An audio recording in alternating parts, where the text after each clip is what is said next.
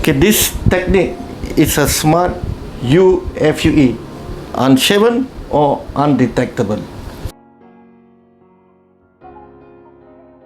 You cannot see where's the harvesting area, but then when I lift it up here, this is exactly 7 days we harvested here. Now the hair in this area already started to grow. We can cover here, you see, and then it's full cover here. And the lower quadrant, there's one more quadrant is here, and we can cover again. As you comb, can cover. So patient can go out for function. He can go out and walk in a public area. Nobody knows the harvesting area is underneath and is hidden.